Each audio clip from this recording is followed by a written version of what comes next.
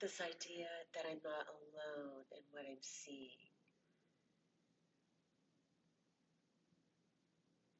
So it's that beginning of of joining the yoga of the Yeah, precede. so going back again, so you're to number 18. I'm not alone in experiencing the effects of my seeing. That's different than I'm not alone in what I see. Because somebody on the other side of the planet is not going to see what you're seeing. I'm not alone in experiencing the effects of my seeing. And this, again, if we try to understand it, we'll go down a rabbit hole and we won't be able to get out, you know. So for now, we need not understand it. You play with the idea. And like the Course promises, you have no idea how far you're really advancing by just beginning to entertain the thought without necessarily trying to understand it. I love that. Yeah, it's super sweet. Perfection is never required. It's like, go ahead. I was gonna when I was repeating the phrase, I did get kind of a sense of kind of a chill, like a good one, Mm-hmm. just kind of like a hug in a way, Mm-hmm. um, because in general, I feel like I experienced a lot of loneliness. Mm-hmm. So just this particular lesson, in a way, maybe it just felt like a shift in how I was Yeah, walking through the world. good. Yeah, weird, Uh but huh. somehow comforting. Yes. Yeah. Yeah, that's a really nice sign. There's a place in the text where it's the voice of Jesus coming through Helen, and and by the way, that's the same voice for love that we all hear. We could all hear it and call it by a different name, but if it's loving, it's kind, and it's available to everyone, then it's coming from our healed source. Call it what you want, just give it a capital. The first letter has to be capitalized.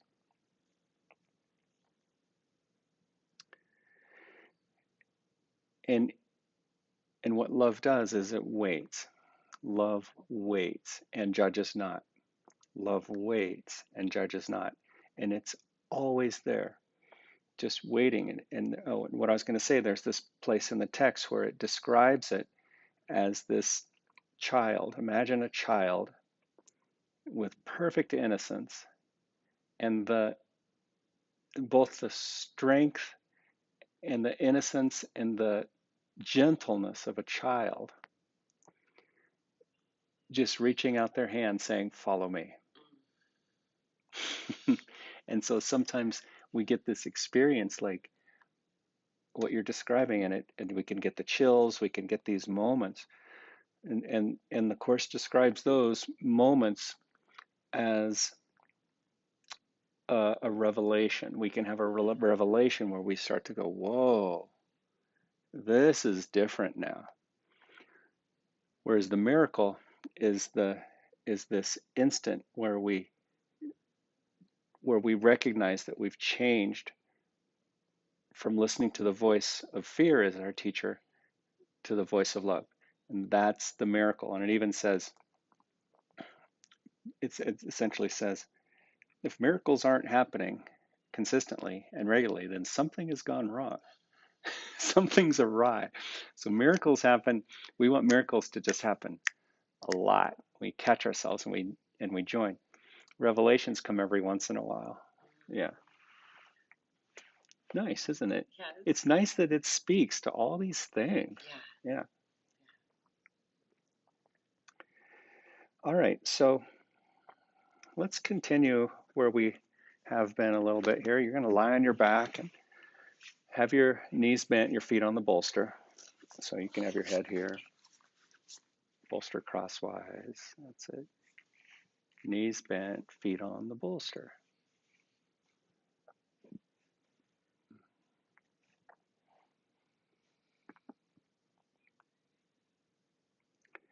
And then interlock your fingers behind the right thigh and bring the right knee toward the center chest. Close your eyes, let your head rest heavy.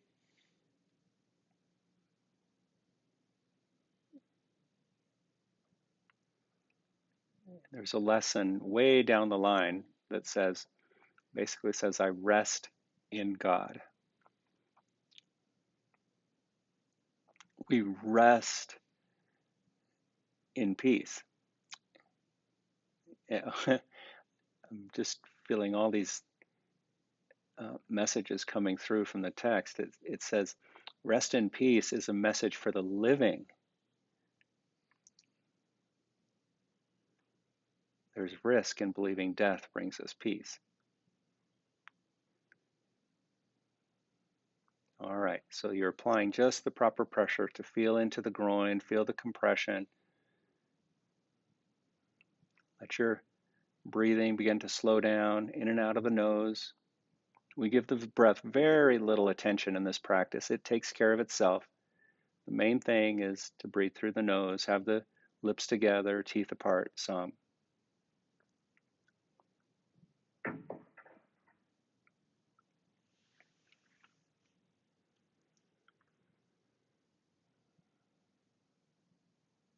Okay, and then lower your foot back to the bolster. Switching the interlock of the fingers, bring your hands behind the left thigh. Aim for the center chest. Folding on the hip, feeling into the groin. Softening.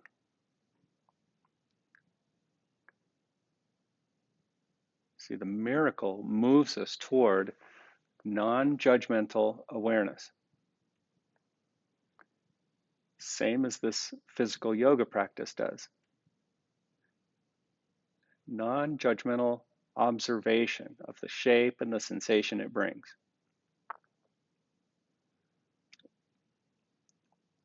We don't pursue the shape, nor do we pursue sensation.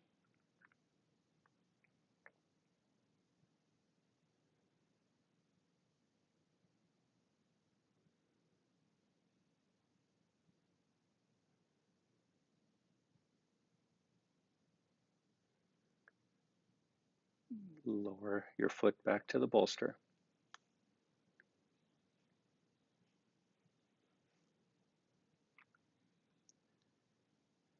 Good. Now bring the soles of the feet together and the knees wide.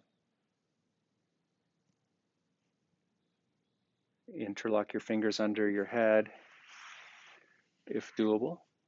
Otherwise, they're in a T shape.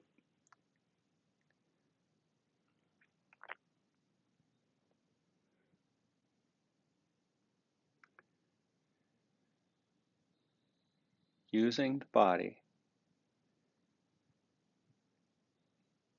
as a communication device.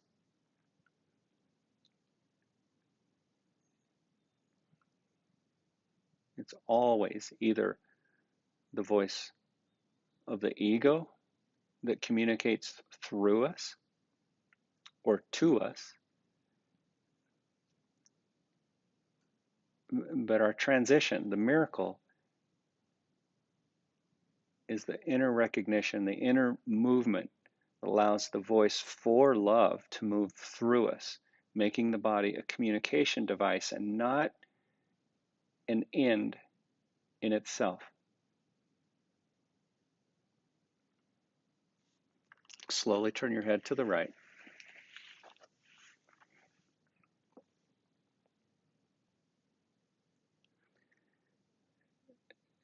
If the shape is too strong on the hips or the groin, then you're going to practice by holding your knees up slightly.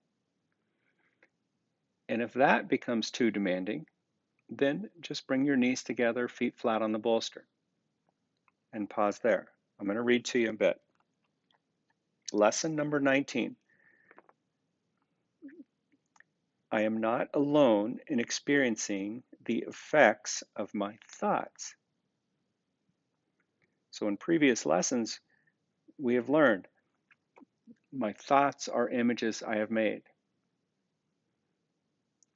The things I see with my eyes and the things I feel with my hands and fingers, the things I seem to experience in form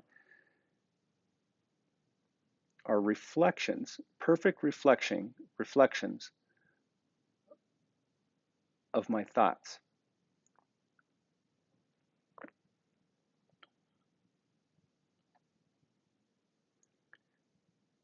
So if we want to get a feeling for our consciousness, if we want to tap into consciousness, all we got to do is open our eyes. What we see is a perfect reflection of what's going on in the inner. Again, from the text.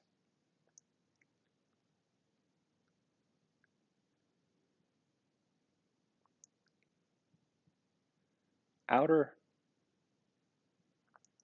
the outer things that we see are a result of an inner condition. Okay, slowly bring your head back to the center and switch the interlock of your fingers.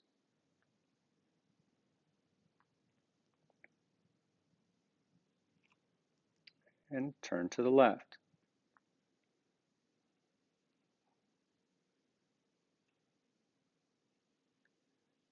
It may be a long time for some of you to have your knees wide, feet together, but supported by the bolster makes it more sustainable. Pace yourself by lifting or bringing your knees together.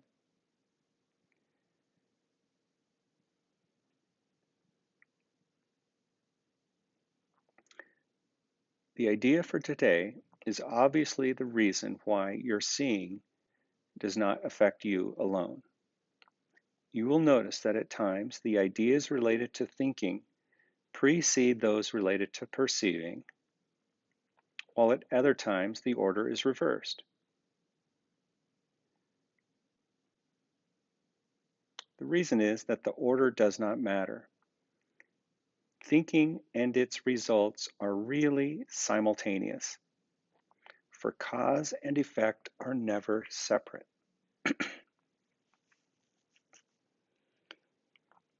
All my collective thoughts, my deepest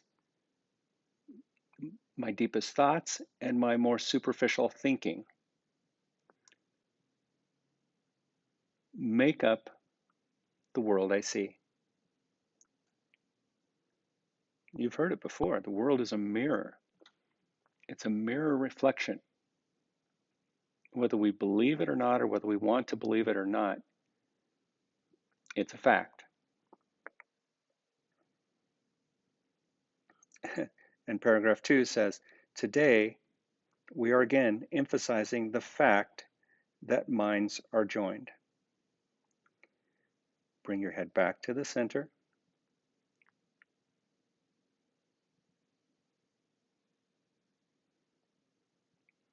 Raise your knees, feet flat on the bolster, slowly, simultaneously together.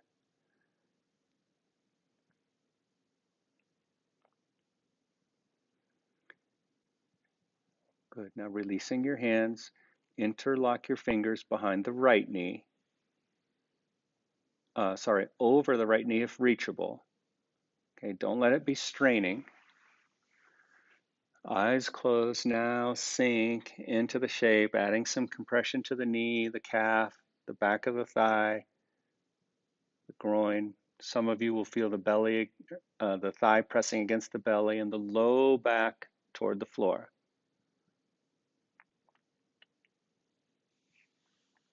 Be in the shape sustainably.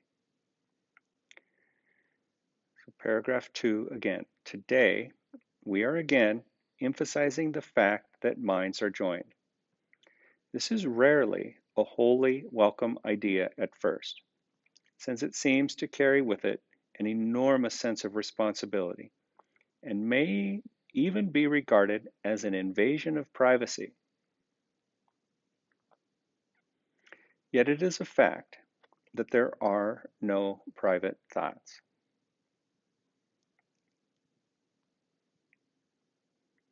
Despite your initial resistance to this idea, you will yet understand that it must be true if salvation is possible at all. And salvation must be possible because it is the will of God. So then it goes into the instructions that I'll let you read about how to apply the thought throughout the day.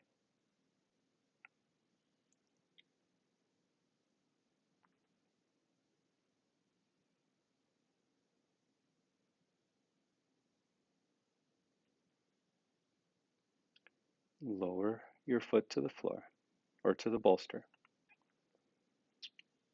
and interlock over the left knee. Sink into the shape.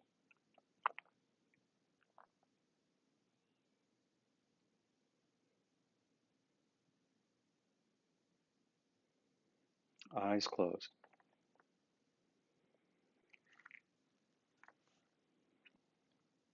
In a previous lesson, I talked about how we might find ourselves in a movie theater, engrossed with what's happening on the movie screen. And then we realize, wait a minute, there's a projector behind me. There's a source that's projecting this light onto a screen. And it's it's a lovely metaphor really for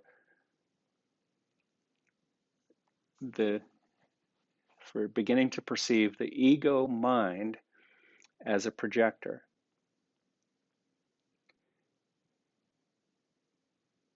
It's really like a hologram.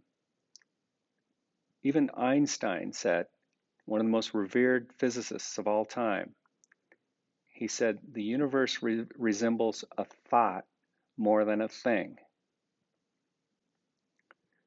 Because when you start to dissect it and zoom in on it, we keep zooming in, it pixelates. And we start to realize there's nothing there.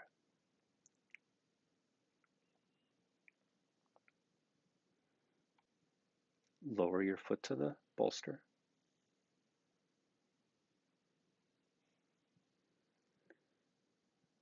Good, and then adjust the bolster so that you can stretch your legs over it. Under the thigh, near the knee, so the heels will be on the floor. There you go. And then once again, interlock your fingers under your head. And slowly turn your head to the right. And rest.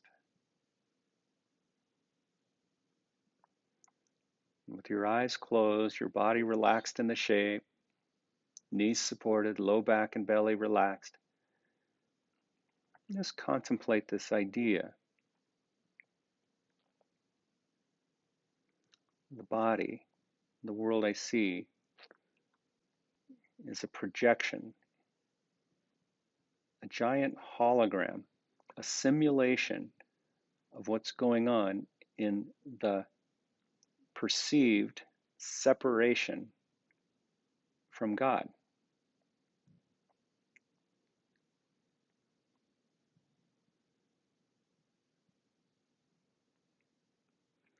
And we took with us into this hologram the memory of God.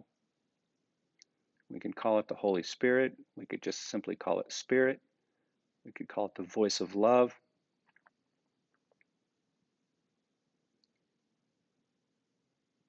We could give it any beloved name we like. But joining with that is really the choice that makes all the difference.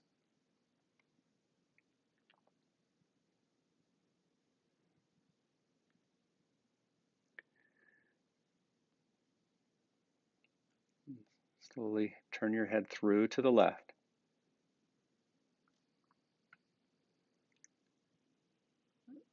So if we share this holographic experience,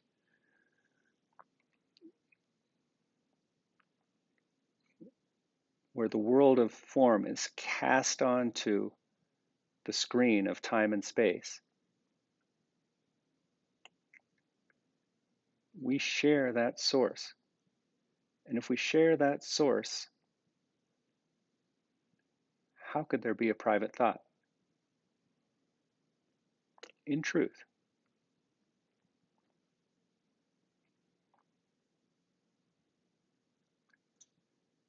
And so gently we're asked not to purify our thoughts. That's a misnomer. We need not purify our thoughts. We're only asked to have none that we would keep to ourselves, which means this gentle reconciliation,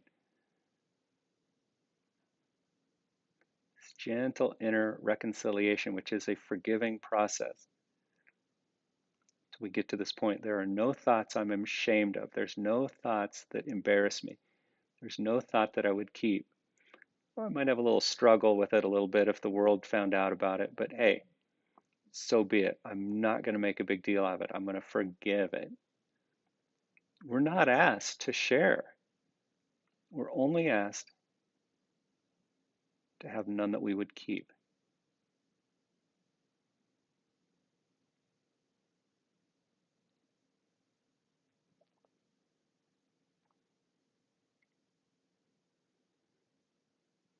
All forgiveness is self-forgiveness.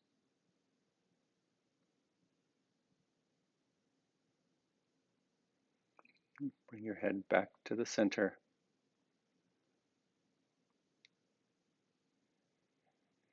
and release your arms to your sides.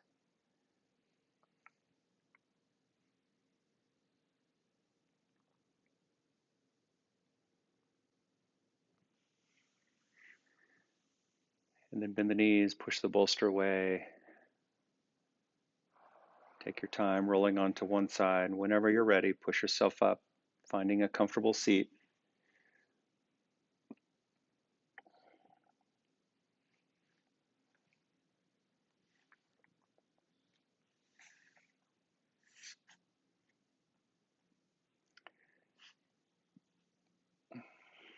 As an outer symbol of the joined nature of our seemingly separate minds, bring your hands to your heart.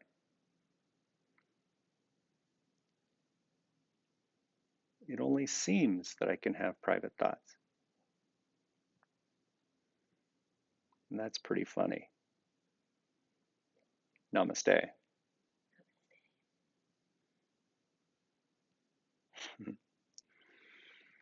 Okay, there's no private thoughts. And we're not asked to share them. Oh, and then you said we're asked to kind of reconcile. I don't know why that's confusing because I'm, I feel like a little baby, like learning, like kind of the spiritual process. So, Mm-hmm. and even the book shares in the beginning lessons that we're not there yet because the beginning is the beginning. It's Mm-hmm. like you're not there yet. We're establishing like a foundation for a Mm-hmm. greater knowing. So, Yeah. but this idea around, part of me feels like I understand that there's no private. When I think about the human condition in me, there's other people who think the thoughts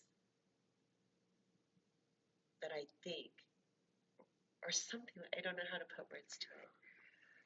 Well, okay, so the ego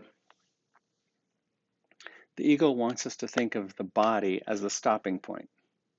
Okay, Like you've right, got this projection going on, and it's endless um, beams of fractured light, right. right? Okay, That's really each one a reflection of the thought of separation. So what does that have to do with private thoughts? Well, we share if we share the same source, there can't be private thoughts. that makes sense to me. Okay. But then the ego is the thought of separation multiplied. Remember how it said you can't extend nothingness, but you can indeed multiply. Right? Right, So we keep making something out of nothing. right. We keep making something out of if the mind keeps splintering itself into this endless realm of separation, one of its best tools to maintain separation is to believe that now the mind is contained in this body, which really it's the other way around. My body is in the mind. That's how we become one with everything. We we we withdraw the projection, we zoom out, and we join the mind. And then you begin to realize there's no difference between this and that. Gangaji, one of her books, and one of her famous lines is, "I am that." When you realize there's no difference, I'm literally talking to myself, which is why it's awkward sometimes looking people in the eye because we see ourselves looking back at us. And so now this idea of private thoughts where I don't have to, I'm not required to write my life story and put all my perceived sins and all my wrongdoings. I'm not required to publish that and make it known. That's what I mean by we're not required to share it.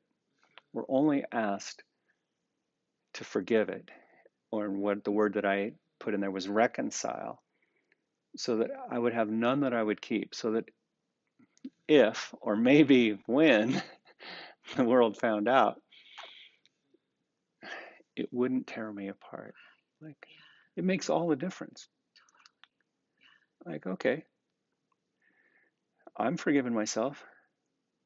Can you? Now, the last piece of this, and the least that I know of that I can share, is knowing that there are no private thoughts. Now our relationships become immensely powerful as we watch ourselves do this dance with our through our relationships, but especially in our more intimate ones with family members and with romantic partners and these uh, relationships, whether they're short or long lasting.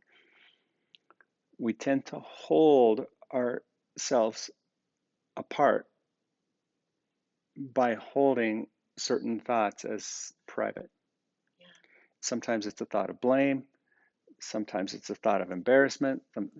Should have, would have. All it's an endless array of categories that the ego wants us to hold those private thoughts, and because it knows that if I take the time and I sit down and I start to unwind and I start to share those private thoughts, I stop holding them so dear. I'm going to I'm going to release myself from bondage. I'm ready to deal with the consequences. And maybe it means, is my partner really ready for this kind of truth? Am I ready for this kind of truth?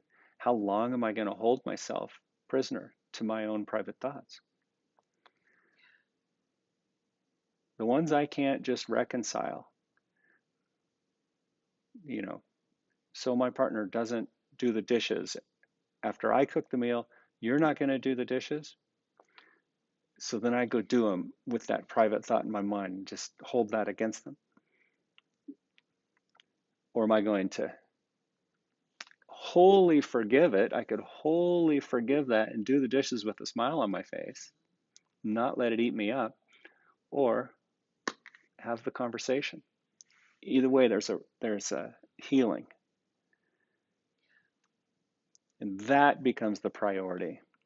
My healing, releasing that private thought, is not only it will be my healing, it will be the others as well. It may not seem like it, but it's going to move them down their path too.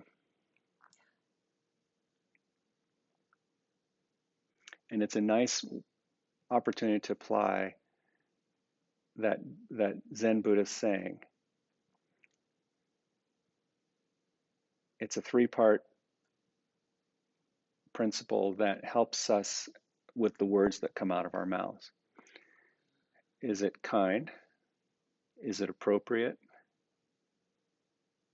And is it true? Or no, is it kind? Is it necessary? Forget appropriateness. Is it kind? Is it necessary? Is it true?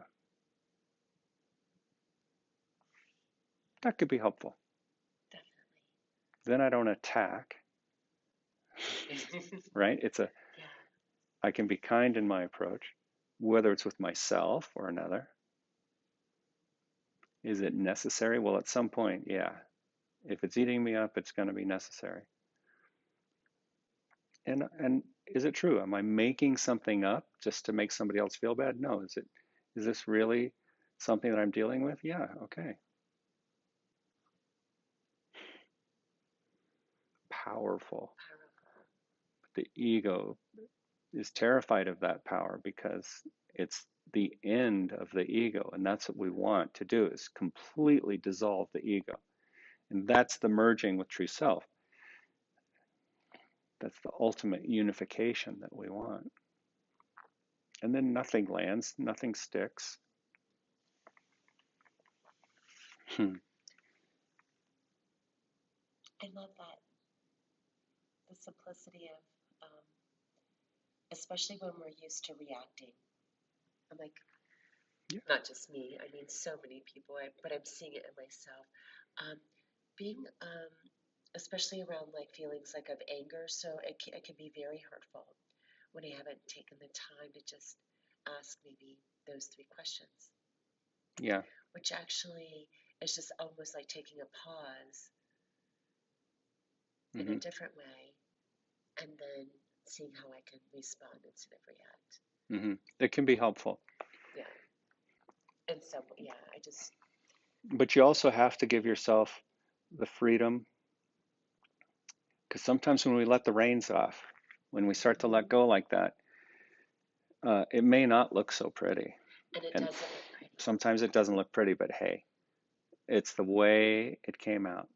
Yeah. It's yet another opportunity to forgive. And if we manage it too much, if we micromanage our healing, then it's just another way for the ego to say, all right, well, True. you know. So anyway, Yeah. um, it can be, those three things can be helpful. But if we overanalyze them, they could also get in the way, I True. suppose. But I've definitely found a lot of compassion in the last few years. Yeah, when I've been harsh, like used harsh words, it's like, oh, well, look at where I was coming from, the fear, and then just can kind of hold myself. So it's been a gentle process through a It takes lot so much of gentle. suffering. But I can see, like, looking back over the last just few years, I can see this gentle guidance of more and more forgiveness from myself. Hmm. Good.